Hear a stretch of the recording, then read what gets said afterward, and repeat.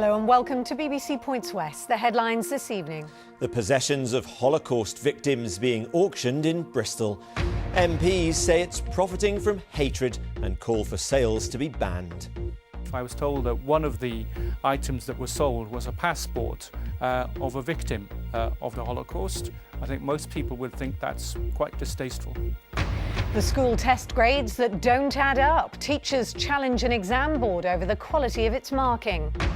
Also tonight, the Cheltenham Festival under scrutiny as questions are raised about the number of horses that have died this year. We try out the quickest way of travelling a mile for sport relief.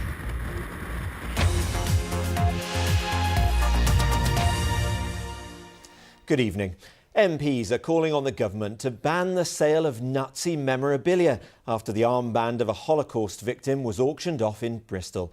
They've tabled a Commons motion accusing those responsible of glorifying hatred and violence. The auctioneers have hit back, saying they're sensitive about the artefacts they handle and have no plans to stop the sales. Chris James reports. On sale, documents belonging to victims of the Holocaust. This armband, passport and symbol went under the hammer at Druitt's in Bristol and fetched £360.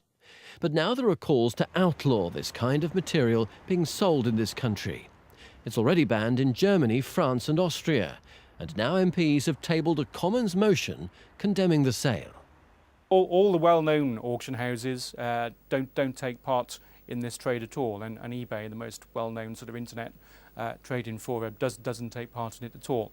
It seems that this particular auction house in Bristol does. I don't know whether there are any others around the country. Maybe they will be flushed out now as a result of this motion being tabled and the publicity that's been garnered around it.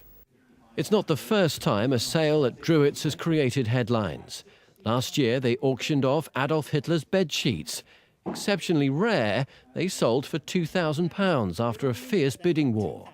It's 70 years on since World War II, but some say seeing this kind of history is still upsetting. I think it's distasteful, and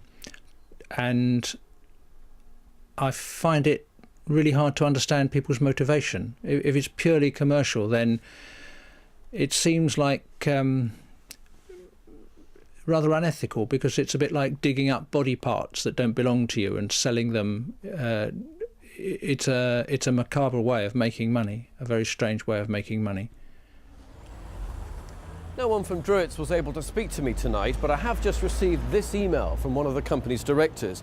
It says the firm's policy is to exercise discretion when handling sensitive items, and we respect the sensitivities of the tabled motion by MPs. But as auctioneers, we act purely as agents between the buyer and the seller.